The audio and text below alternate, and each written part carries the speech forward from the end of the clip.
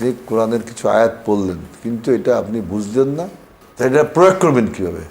যে আইনটা সরকার করছে এটা যদি জনগণকে আপনি না বুঝান, সংসদে যদি আমরা না বুঝতাম, তা প্রয়োগ করবো কীভাবে? এবং পপুলার কাজ করার থেকে সঠিক কাজটা করা উচিত। আরও একটি শিরোনাম আপনাকে পড়ে শোনাই।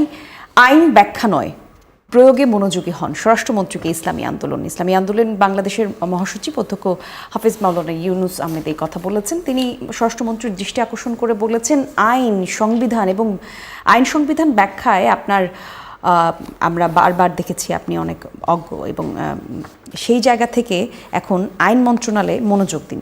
উনি আরও ব্যাখ্যা তুলে ধরেছেন, গত 4 মাসের কয়েকটা ব্যাখ্যা উনি তুলে ধরেছেন। ইসলামী আন্দোলনের প্রধান বলছে এটা, জি, যে ব্যাখ্যা চায় না, সে প্রয়োগ চায়। জি। এখন আমারও তার কাছে প্রশ্ন, আমাদের পবিত্র ধর্মগ্রন্থ আতিকও এটা বুঝবে যে আপনি পড়লেন, এটা আপনি প্রয়োগ করতে পারবেন? যদি ব্যাখ্যা না বোঝেন, প্রয়োগ করতে পারবেন? আপনি কোরআনের কিছু আয়াত পড়লেন, কিন্তু এটা আপনি বুঝলেন না, বুঝতে গেলে আবার ব্যাখ্যা করতে হয়, যেটাকে আরবিতে বলা হয় তাফসীর। তাই এটা প্রয়োগ করবেন কীভাবে? যে আইনটা সরকার করছে এটা যদি জনগণকে আপনি না বুঝান, সংসদে যদি আমরা না বুঝতাম, তা প্রয়োগ করবো কীভাবে? তো কথাটা ওনার পপুলার।